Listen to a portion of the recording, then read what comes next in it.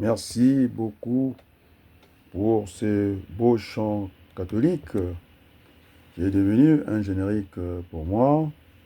Ce mardi 24 septembre 2024, je voulais, en tout cas, je suis invité de revenir assez rapidement, je disais, dans le débat politique congolais.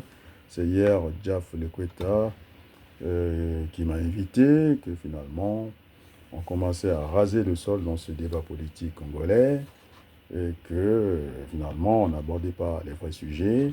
Et donc moi je pensais que lorsque j'avais rencontré au Palais Bourbon, en tout cas, et Zaboto, mon comité, il nous disait, c'était un conseil d'un grand frère, comme quoi il n'y avait pas que des bouches qui parlaient. À un certain moment, il fallait que les oreilles écoutent. Et donc, effectivement, j'avais retrouvé cette pensée dans la Bible, parce que la Bible déclare que prier, non, chanter, c'est prier deux fois. Et donc, moi, j'ai interprété ça aussi comme ça, comme quoi, que finalement, écouter, c'était parler deux fois. Donc, je voulais écouter les Congolais, dissocier la place à d'autres. C'est toujours agréable aussi d'écouter les autres.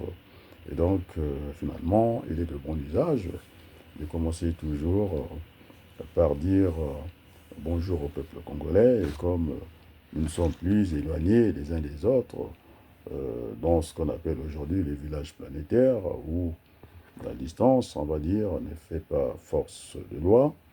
Et donc, oui, je suis invité, on ne met pas de poule. Le poule n'est pas un mythe pour moi. Voilà, puisque les gens, ils veulent tout savoir. Je suis resté discret à un certain moment. Euh, oui, puisqu'on parle de poule, voilà, je vais parler de ma famille. Vous savez, chez les Congos, vous avez la famille paternelle, vous avez aussi la famille maternelle. Et puis, dans ces familles maternelles, il y a aussi encore le côté maternel, paternel, ainsi de suite. En fin de compte, on va se retrouver avec quatre familles. Et donc, Félix Kanoukoulou, c'est mon oncle paternel, que j'ai dû voir très jeune. Je pense que je ne l'ai pas assez fréquenté, peut-être c'est un tort pour moi. Euh, j'ai été avec cet oncle paternel dans l'intérêt, madame, la tante commune de Félix Kanoukoulou, mon oncle, et puis Jean Baloukou, mon père. Il fallait faire le chemin de Boko Cessé. Je devais avoir 8 ans. Et donc, lorsqu'on arrive à Cessé, l'accueil n'était pas celui qu'attendaient en tout cas les aînés, Félix Kanoukoulou et Jean Baloukou. Eh bien, ils avaient sommé la famille de ramener des récipients, tout ce que ils appellent ça des daméjanes, pour aller chercher l'eau à la source. Il y avait une bonne distance, et puis c'était la nuit qu'on était arrivé. Il a chargé Nitou d'être devant, avec la lampe qu'on appelait Petromax, d'aller chercher l'eau. Et donc, vous imaginez, hein, mon père ne pouvait pas, c'est le deuxième de la famille, il ne pouvait pas faire le chemin d'aller chercher l'eau. Et donc, il y a eu Nitou, et puis les enfants, mes oncles en concours aussi, sont allés chercher l'eau. Donc, c'est ça que vous voulez comprendre. Et puis, il n'y a pas que ça. Il y a aussi Milex, hein, c'est un cousin paternel, c'est-à-dire le neveu de mon père. Pour preuve, j'avais laissé mon appartement à Créteil, non, à Créteil, oui, à sa fille qui est ma nièce. Et donc, lorsque j'allais danser avec les nanas, au Congo, chez Minex, en tout cas, j'ai passé au guichet pour payer, en tout cas, la note. Et donc, c'est mon frère, le colonel, avec qui ils avaient l'habitude de se voir. Je suis arrivé quand même très jeune en France avec Pierre Wabaloukou. Et donc, j'ai jamais été élevé au Mbongi, c'était pas la culture de mon père. Et donc, finalement, aussi, je vais ajouter du côté de Campo-Liou, c'est toujours, là, c'est maintenant du côté de ma famille maternelle. Fila le Noir, c'est mon grand-père. C'est le premier Congolais, je pense, à avoir foulé et mis les pieds, en tout cas à la Mecque, avant les Bopaka. Et donc, voilà, on va essayer de passer rapidement. Alors, j'ai discuté avec mon neveu, le fils du colonel. Je disais en langue Congo, Rantoto, Masumuma Mingi Mera. Rantoto, il y a le péché sur cette terre aride. C'est une terre de péché. même quand on peut aller rendre service, on peut se retrouver dans d'autres situations. Et donc, il faisait allusion à la tragédie de celle qui était mon épouse, Arlette Ambanou. Il m'a dit que vous êtes un grand homme, il disait ça. J'étais avec Berthelot au téléphone, j'étais un peu surpris, qui disait, il faut que je te le dise, mon oncle, vous avez su diriger optimalement la famille pendant que vous traversez une tragédie, c'est-à-dire que la mort était dans ma maison, et donc je n'ai pas mélangé les choses, je suis resté Adrien Avaloukou. D'ailleurs, pour bien encadrer ce que je dis, en tout cas, lorsque je partais au niveau des pompes funèbres pour aller assurer en tout cas les obsèques et puis le déplacement du corps de mon épouse, en tout cas avec Ambanou, la défunte on va dire, j'avais Jean-Noël Mabiala au téléphone, puisque vous parlez d'argent, moi je n'ai rien à faire avec l'argent de Sassou Nguesso, j'étais au pont funèbre, il entendait bien que j'étais... Il y avait aussi la fille la plus riche des Koléla, qui tenait à être à s'être éveillée, qui était là à Creil, et qui, je ne vais pas encore ajouter, bon, puisqu'il fait partie de la famille, en tout cas Pierre Louzala, et qui était là, et donc, et puis d'autres que je n'ai pas envie de citer. Et donc, voilà, je ne dois rien à la diaspora, si vous voulez, puisque c'est Moussa qui l'a dit, l'ancien ministre de l'Intérieur, Darmanin, qui a dit que s'il était Moussa, il n'aurait pas, s'il s'était présenté comme Moussa, il n'aurait pas franchi les étapes de la vie politique en France. Et donc, il aurait servi la France de la même manière. Il a dit que des fois, il faut dire les choses en face. Et donc, je n'ai jamais reçu, en dehors de mes amis, que je peux compter. Alors, je ne suis pas rédévable, je dis de la diaspora congolaise, donc vous allez me foutre la paix. Dans vos histoires, on n'est pas en terminé. Vous avez fait des congrès que je n'ai jamais assisté. Alors, j'ai bien dit qu'il y avait l'individu, et puis il y avait le groupe, et que l'individu n'engageait pas le groupe, c'est-à-dire il y avait la région, il y avait la nation, c'est comme ça que je fonctionne, dans ce couple que je n'ai pas envie de dissocier, et je suis dans un esprit libre. Alors, on m'a vu, en tout cas, dans l'affaire du tribunal de grande instance, en tout cas, on va dire du côté de Ménil Amlo. Alors, les grands chefs Bakongo, on ne vous a pas vu, je n'en fais pas un procès. Alors, on ne vous a pas vu, ni un procès d'intention. Il faut respecter les autres. Je parle de respect ici. Alors, je vous dis que je ne dois rien. Alors, je suis parti de très loin. Et donc, voilà. Donc, quand je parle de mythe, alors, beaucoup n'a pas été construit de la manière de Sassou Nguesso qui prend quand même l'argent de l'État congolais pour aller développer, en tout cas Oyo, qui est devenu la première ville du Congo, on va dire les choses comme ça. Et après, c'est Brazzaville, après, c'est Pointe-Noire.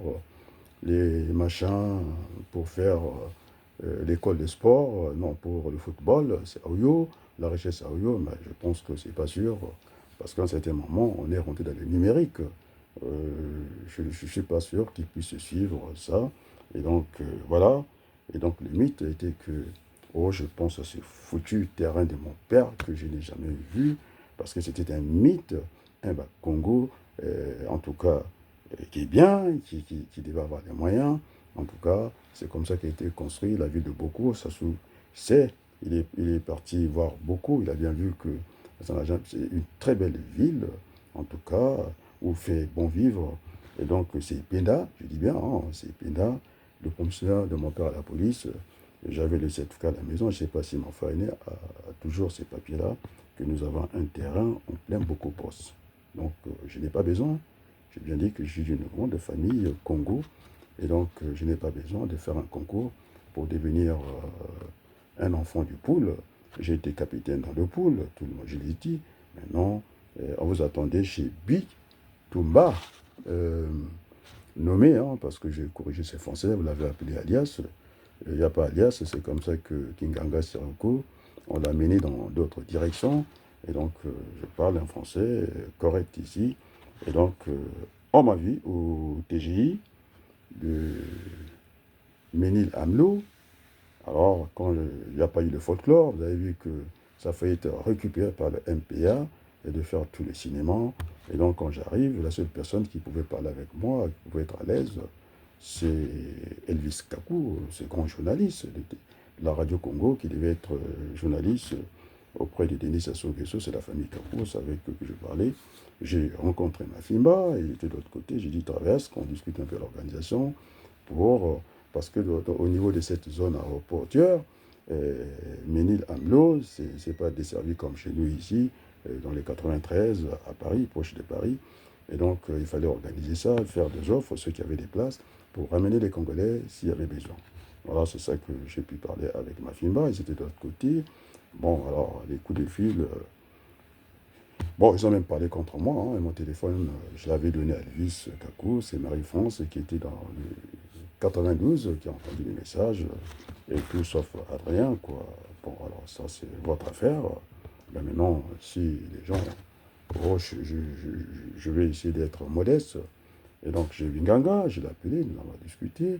Les gens voulaient dire que j'ai que cité que Senda, l'avocat, je n'avais jamais cité Nganga, je l'ai appelé devant les gens. Après, vous savez, l'écoute, hein, je suis resté de 10 heures, j'étais dans, comment on appelle ça, dans la salle d'audience publique de André Bitumba. Alors, c'est farfelu, même quand je suis sorti, j'étais à 1 mètre, j'étais à la porte, j'étais à 1 mètre de Maître Nganga, que finalement, lorsqu'on a dit à Bitumba s'il pouvait ajouter quelque chose, la dernière parole, franchement, il n'y a que l'aveugle qui ne veut pas voir, et puis il n'y a que pire que sourd, celui qui ne veut pas entendre. J'étais là, il n'y avait pas de bruit de mouche, rien du tout. Il n'a pas dit un mot, c'était solennel, un moment solennel. Et en plus, je veux dire que ce tribunal, il n'a pas été jugé au niveau de la zone de rétention, parce qu'il y a ce qu'on appelle aussi, quand j'animais des cours à la maison d'arrêt, dans les maisons d'arrêt en France, il y a ce qu'on appelle le prétoire. Donc, on pouvait le juger là-bas, mais non, c'était l'annexe, je dis bien, du tribunal de grande instance de Bobigny, qui se trouve dans cette zone-là. Et donc, on pouvait bien le juger. Donc, on lui montrait la terre promise, parce qu'il était en situation régulière. Et donc, il a été jugé sur fond judiciaire et non sur fond politique. Lui, on pouvait teinter ça et de ça. Mais en tout cas, il était... puisque pourquoi il allait changer pourquoi il avait demandé le passeport? Parce que je suis allé encore hier, j'étais avec Berthelou. J'ai me levé le doute parce que j'ai travaillé aussi dans ce cadre-là, ce qu'on appelle le changement de statut. J'en avais changé pour un parent. Il était étudiant, il voulait devenir salarié en France. Bon, puisque je suis un ancien dans les services, et donc finalement, le dossier était en règle, on l'avait, au niveau de notre réception, on avait eu salarié et que je devais aller juste pour une question de formalité au niveau de la main-d'œuvre. C'est la main-d'œuvre qui doit donner le OK, c'est ça la procédure, et puis ça vient, en final, c'est les retours, quoi. La préfecture envoie les dossiers, et ça revient, on entérine. Et finalement, c'était très dur, il fallait faire, en tout cas, prouver le dossier, et donc ça passe comme ça. Bon, maintenant, pour celui qui est réfugié, ça passe aussi par l'OFOA qui donne OK, et ça remonte en préfecture. Donc, c'est le même chemin, et puis, vie privée. Et donc, vous savez, quand vous êtes à la maison d'arrêt, c'est parce que j'ai vu du côté de Congo-Kinshasa, de lâcher des gens comme ça, et ça trouble l'ordre public. Il y a aussi ce qu'on appelle une question, ça soulève une question de santé publique. J'ai vu ils ont des plaies, alors que dans une maison d'arrêt, il y a l'école, il y a l'infirmerie. C'est une ville, dans une ville, on va dire comme ça, ils sont en retrait. Et je n'ai pas compris cette façon de fonctionner. Vous avez l'assistance sociale et qui vous aide à faire les démarches pour déjà bénéficier de ce qu'on appelle la semi-liberté, on vous teste un peu, et puis à la réduction de la remise des peines par le juge des libertés de la détention, c'est lui qui a jugé, là-bas c'est pas le procureur est un juge qui ne juge pas, et il dépend en tout cas ce qu'on appelle du parquet, du ministère public, et puis vous avez les juges du siège, le juge indépendant, et c'était le cas du juge des libertés et de la détention. Et c'était à lui qui revenait de dire le droit au nom du peuple français. Et donc l'assistance sociale vous prépare. J'ai vu, j'ai entendu des gens qui avaient des lourdes peines, hein, parce qu'il y a des amendes, et puis amendes au niveau, comment on appelle, des délits, délits de fuite par exemple, et quand le niveau qui était notre jeune frère, c'est quand même l'ambassade du Congo, et qui bénéficie de la protection des autorités françaises, qu'elles soient isolées ou pas. Et puis, voilà, on était à ce niveau-là, on va dire au dernier palier. Et donc, je ne crois pas que c'était de l'amusement là-dedans. On lui a montré, hein, c'est ce qu'on a fait comment on l'appelle, des Villepin, il était obligé de faire des sports. Vous êtes convoqué à 14 heures ou à 11 heures. Les enquêteurs viennent sur vous, viennent vous interroger à 20 heures. Ça s'appelle le dégraissement. Donc, on lui a bien marqué, moi, ce que j'ai compris, qu'il pouvait être jugé à Bobigny parce que c'était le TJ, c'était l'annexe, pour lui montrer qu'il était à l'aéroport à tout moment, puisqu'il avait le bénéfice du passeport congolais. C'est vrai, il pouvait craindre pour sa vie, ça pouvait être discuté pour lui trouver, je ne sais pas, un autre pays. C'est le cas de Laurent Gbagbo. La Belgique n'en voulait pas, n'en voulait pas. C'est pas parce que on a le passeport congolais qu'on ne craint pas pour notre vie. Il avait ce bénéfice, la subsidiarité, on peut parler de ça. Il y a beaucoup de choses que les Congolais ne savent pas. Et donc, finalement, on lui a montré, hein, l'autre là, il a souffert de ça, Sarkozy, à 11 heures. Il a été reçu, moi-même je suis passé par la même procédure, dans le cas d'un drame, donc familial, il fallait faire comme ça, c'est-à-dire quand vous sapez un peu le moral, comme ça, quand les enquêteurs sont pour vous, vous n'avez plus les moyens de dire et de faire n'importe quoi. Et donc pour moi, c'est la terre promise. C'est-à-dire, on lui a montré que à tout moment, ça va être Brazzaville. Bon, cette affaire des passeports, je me suis tué, ils sont allés faire, hein, c'est Binika qui me l'a dit, ils sont congolais, ils ont tout à fait le droit d'aller faire des emprunts des passeports. Donc, moi, je ne reviens pas sur le débat. Moi, je ne suis jamais allé, j'ai la double nationalité. Et lorsque je suis parti au Congo, au Congo, dans le cadre de la députation française, et pour éviter les aventures, j'ai pris en bonne forme un visa. Donc, voilà, chacun de nous, il fait ce qu'il veut. Et donc, c'est comme ça que ça s'est passé. Donc, quand j'arrive, hein, je ne sais pas qu'est-ce qui est arrivé, et pourtant, le lundi, l'audience était reportée le lundi, tout le monde avait le drapeau, le tam-tam. Vous savez, il y avait ce qu'on appelle le radar. Il est rotatif. Ça n'a rien à voir avec le radar de Mariam Babou, où on l'a tué, abalé comme ça passe comme ça. Dit-on, le commandeur s'est infiltré, revient, on ne voit plus rien. Là-bas, c'est rotatif, donc il faut faire attention. C'est quelqu'un qui a travaillé dans ce service-là. Maintenant, c'est comme a dit Dominique de Villepin, ceux qui veulent savoir une ligne de mon CV, alors, je fus ancien chargé, non, ancien chargé, non, pas chargé de cours, donc je faisais le cours en amphithéâtre et je pouvais aussi animer des TD, ce qui était mon cas, dans deux universités, l'université Paris 8 à Paris et puis l'université d'Orléans. Et j'avais pour attache l'UIT de, comment on va appeler, à Tremblay. Et puis l'autre attache, j'étais euh, à Chartres pour l'université d'Orléans. Et puis une conférence à l'université de Cergy dans le cadre euh, de la logistique. Donc voilà, et puis toutes les grandes écoles, que ce soit l'Aftral aujourd'hui, l'Estime, je suis enseignant là-bas, et puis je suis parmi ceux qui ont rédigé quelques supports, hein, de cours à cette école d'ingénieurs dans le cadre du transport, pour Motrans, voilà.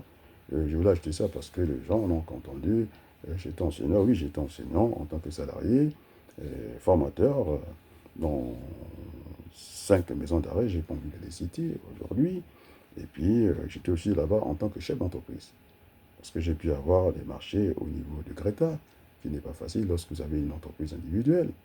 Et que je n'avais pas bénéficié de ce qu'on appelle, oh j'ai oublié ce mot-là, donc des financements, que quand vous êtes en situation de perte d'emploi, je n'étais pas en perte d'emploi, je suis passé de l'autre côté. Hein. Moi, je n'étais pas en perte d'emploi, c'est pourquoi je n'ai pas bénéficié de l'allocation pour lancer l'entreprise. D'ailleurs, ça m'avait échappé. Je me suis présenté, après 2 mois, terminé, j'avais perdu le droit. L'ACRE, voilà, je n'avais pas les bénéfices de l'ACRE, mais je peux vous assurer, je suis resté 5 ans dans la formation en tant que prestataire de services, licencié-cadre, comme on a vu, à la maison d'arrêt, salarié et puis chef d'entreprise. Et j'ai fait de la sous-traitance. Hein.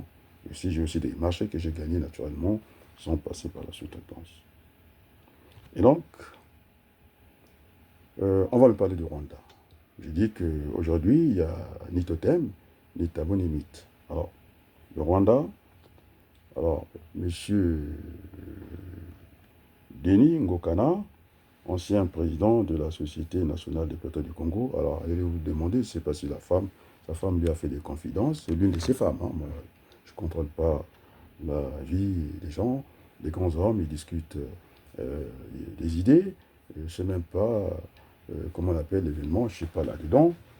Et donc, les amis, donc, pour votre info, et donc, j'ai enseigné l'une des femmes de monsieur Denis Ngokana en gestion des stocks informatisés et je suis celui qui l'a placé dans une entreprise du côté des Tremblay, dans un service informatique dans le cadre des transports.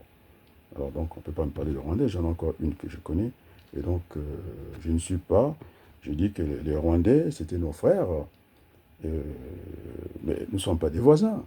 Et donc voilà, ils n'ont rien à faire au Congo tel que les choses sont engagées. Euh, les, les- les terres sont, la terre est intangible.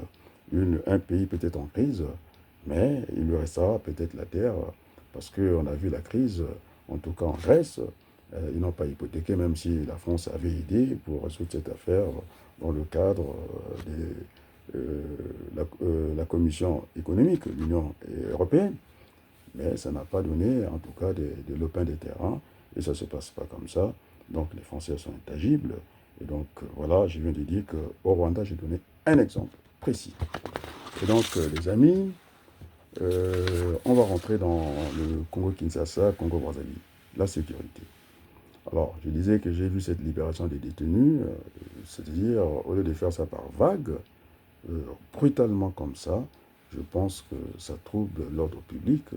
Donc là, c'est l'État qui fait n'importe quoi. Vous pouvez passer euh, par étapes, semi-liberté. Et là, j'ai vu des détenus qui sont sortis comme ça, sans le monde en contrôle. Je dit que c'était une vague.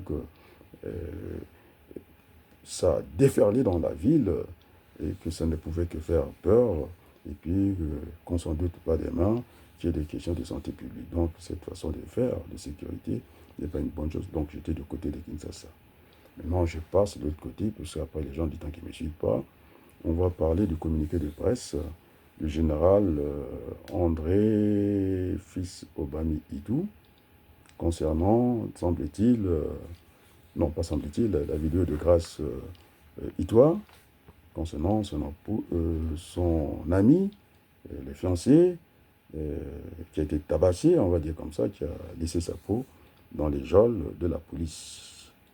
Il était en garde à vue. Alors, on a eu... Non, il était passé à tabac, hein, on va dire des choses comme ça. On a eu le temps de le racketter. On est allé chercher l'argent de la banque, je ne sais pas, une affaire de 5 millions. Entre-temps, lui-même, il a participé au braquage de la société Huawei de la Chine à hauteur de 100 millions. Alors, je me pose la question, je ne sais pas si c'est légal. Hein. En tout cas, on ne doit pas avoir à la maison une certaine somme. Nous avons des banques de dépôt. Alors, cette entreprise qui a 100 millions dans ses caisses comme ça, et qui s'est fait dérober ce qu'on appelait euh, sous l'autorité du chef de gang. Alors, monsieur André Fils Obami et tout, je pense que vous avez rédigé un communiqué de presse, il ne doit pas avoir l'émotion là-dedans, parce que finalement, vous les traitez de chef de gang. Moi, j'aurais aimé qu'on utilise le vocabulaire approprié, le chef de cette bande criminelle. On est dans la criminologie là-dedans. On ne peut pas se permettre certains mots, parce que, en fin de compte, à la fin, vous avez présenté, en tout cas, vous avez exprimé vos sincères condoléances à la famille éplorée. Donc, on ne peut pas mettre les sentiments, et vous êtes tous dans l'émotion. C'est un courrier qui est quand même administratif, hein, c'est un courrier administratif, et puis de la police. Et donc, on doit être ferme là-dessus. Alors, donc, il ne fallait pas commencer par le traiter de cette manière. Il n'avait pas à perdre sa vie et passer à tabac, en tout cas à raqueter l'argent. Donc, et ça, ce sont des méthodes que nous ne pouvons pas accepter. Donc, il y a bien un problème de sécurité. J'avais émis un doute que l'arrivée à la tête de la police de André Fils Obamitou qui était formé, et qui a travaillé avec Dengue. Moi, je pense que quand on voit ces jeunes dans la rue, ça n'a pas changé. Au contraire, ça s'empire encore. Et donc, nous sommes inquiets. Et pour les climats, non seulement des affaires, pour la tranquillité des Congolais, ça fait quand même beaucoup de choses.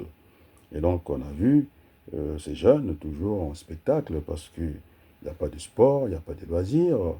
Euh, les terrains, les stades qui ont été construits, dans le cadre de la municipalisation accélérée, il y a de l'herbe partout, il y a même de la forêt qui pousse dans ces stades-là. On ne sait même pas faire aller tendre le gazon, même s'il nous manque de machines, puisque Sassou Nguesso a des ovins. On peut prendre des moutons. Moi, j'ai vu ça à la maison d'arrêt. En tout cas, des bovins, où j'ai exercé en tant qu'enseignant. On amenait, en tout cas, les moutons pour tondre le gazon. Et c'était plus écolo que d'amener des machines. Ça se passe comme ça. Et donc, l'herbe pousse partout. Les jeunes n'ont plus de distraction. Ils n'ont pas d'emploi. Ils sont désœuvrés. Le spectacle qu'ils offrent à la place du monde, c'est d'avoir, en tout cas, des gourdins à la main, et plus des machettes. Et ce spectacle n'est pas acceptable. Donc, alors, pour arriver à cela, j'ai eu, maintenant, concernant mes échanges avec les hommes politiques de Modeste Boukadi Adrien Waluku, j'ai eu Joseph Mariotti Ouabari, ancien garde des Sceaux, avec Adrien, ça parle, ça discute, l'avenir du Congo. J'ai discuté aussi avec Adrien Christian-Perrin, et puis les discussions antérieures, le ministre Benoît Koukébéné, j'ai discuté avec lui au téléphone, j'ai discuté avec aussi le ministre Mbaya, et donc ça fait quand même beaucoup, donc je peux pas aller m'amuser à certaines réunions, et puisque quand je suis le seul cadre du pool, quand je suis à Amni Amlo, il n'y a personne, je ne vous en veux pas. Et donc je n'ai pas des agendas cachés, et je ne dois rien à personne. C'est Éric Montet, celui qui avait pensé que je pouvais aller dans la députation française dans le cadre des Français de l'étranger. J'étais à Brazzaville. Alors, il faut pas me croire qu'on a voulu penser que j'étais à Lyon pour des subsides, et pas du tout.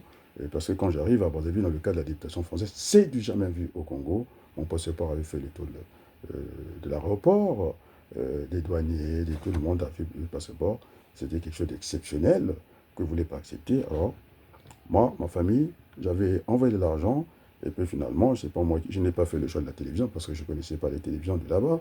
Il y a longtemps que j'avais quitté le Congo, et donc j'étais accueilli à l'aéroport, moyennant, c'est-à-dire j'ai payé la prestation par la chaîne du grand frère de Denis Sassou Nguesso. Alors si je paye chez Sassou Nguesso, je paye chez mon cousin, comment on l'appelle, Milex. Alors j'ai l'habitude de payer, je ne dois personne, je vous dis, tranquillement. Et donc, puisque vous parlez de cet aéroport, toujours l'actualité, moi je fais attention, on n'est pas capable d'éclairer 50 ampoules d'aéroport, il y a des coupures de courant, moi je pense qu'il faut mettre un groupe électrogène parce qu'on ne joue pas, c'est très sensible l'aéroport, on appelle ça international. Bon, je vous concède le mot, et donc ne venez pas me chercher, je viens toujours avec le respect des autres, et donc tout le monde m'a dit, hein, ils ont pris la clé des champs, non? J'étais là, non? Ça n'a pas chanté.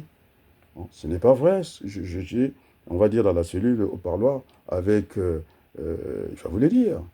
Hein. On m'a dit, semble-t-il, que c'est la première fois qu'il m'affiche sur l'une ou c'est pas deux de ces pages, parce qu'apparemment il en a beaucoup, que finalement ce que j'avais dit c'était la vérité. Parce que Sir Makoso m'a accordé 2 minutes, parce que vous avez un lobby, tout sauf Adrien Abaloukou. Alors les 2 minutes, ça fait sens. Et donc ils sont venus à la sauce pour venir s'enquérir de la vérité.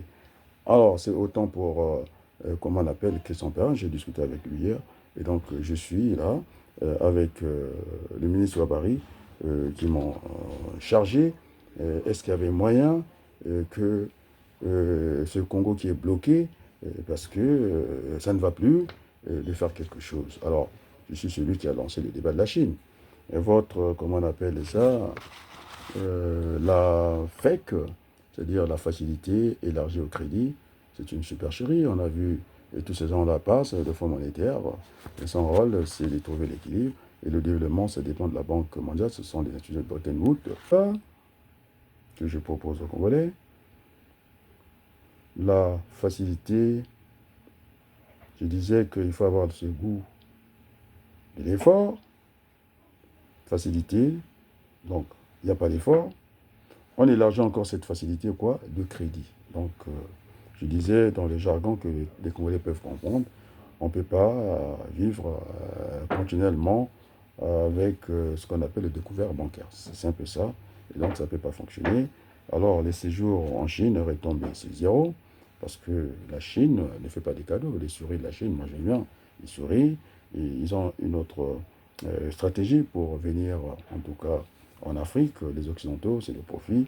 Eux, c'est les parts des marchés. Une fois qu'ils ont les parts des marchés, après, ils vous imposent le profit. Et donc, je n'ai pas entendu, je ne sais pas parce que ce sont des sourds, il est je ne sais pas quoi, je ne sais pas de quoi, et dans cette relation, toujours, toute l'Afrique, avec une seule entité, la Chine. Alors moi, je vais plutôt des relations, je vais privilégier des relations bilatérales que des relations multinationales, parce que l'Afrique fait honte, c'est tout un pays qui vous donne des ordres, et puis on a dit que la Chine, avec leurs cerises, était gentille, n'empêche que on n'a pas à annuler la dette avec la Chine, et les Chinois, ce qu'ils viennent faire chez nous, c'est servir de nos terres arables, la farine et manioc, c'est utilisé en Chine, c'est mélangé, encore envoyé ici, et donc je pense que nous devons prendre notre destin en main. Donc le destin, je dis l'audace, c'est proposer aux Congolais une union, je dis bien républicaine, au service du redressement national. C'est-à-dire que l'économie doit, comment je disais ça, c'est l'économie réelle qui doit prendre le pas sur la finance. Parce que sinon, le papier, ce sont que c'est venu à Chambaya, on lui a fabriqué.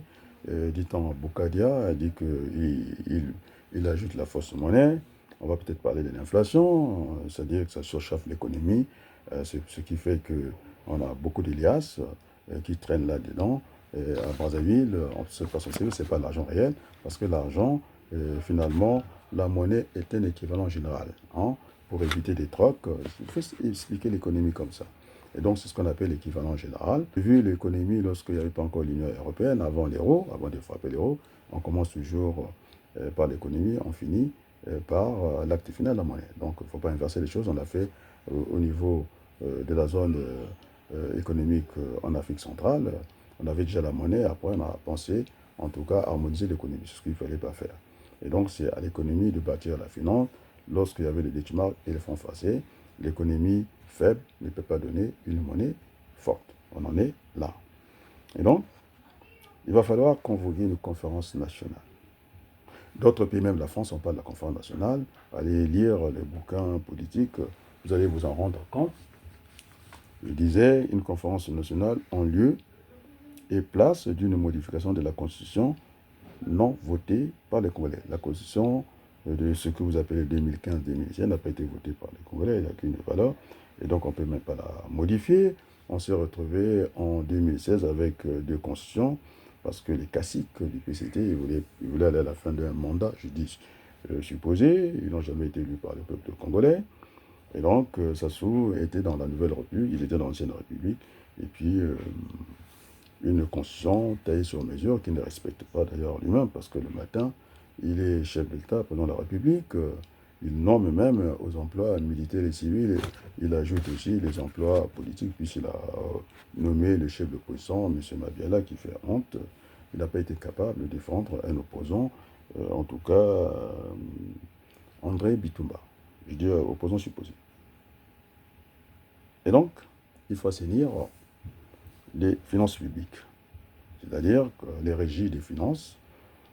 On a nommé tout l'embauchi au niveau de ces régies, donc ce qui fait que l'argent, c'est le seul trésor public au monde où même les bons des trésors disparaissent. Je ne sais pas par où ils sont passés, et donc c'est le seul trésor public au monde qui n'a pas d'argent. Il n'y a pas de réserve, il n'y a rien. Et donc on prendra 2 ans afin de garantir l'égalité, en tout cas entre les hommes et les territoires.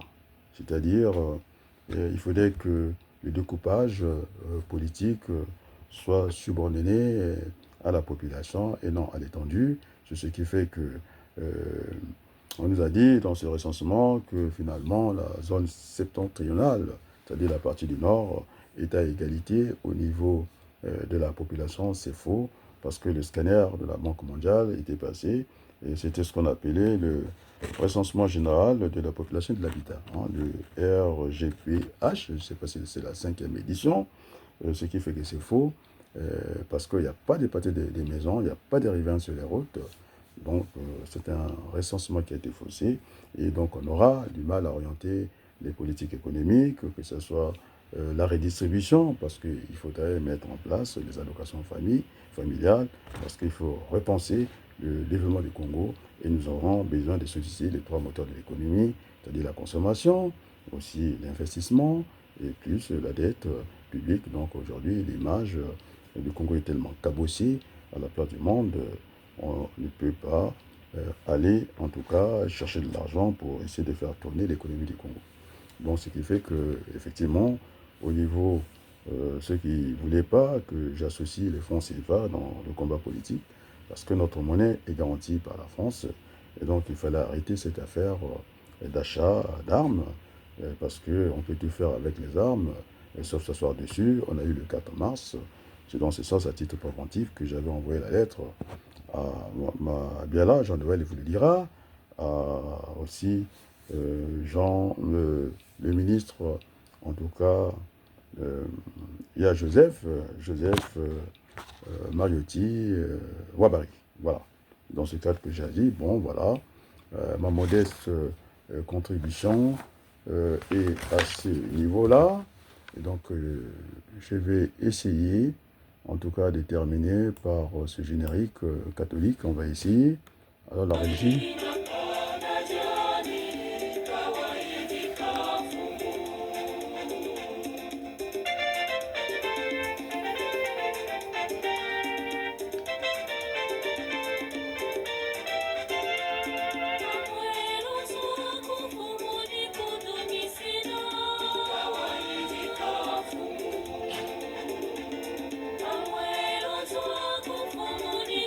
Merci beaucoup.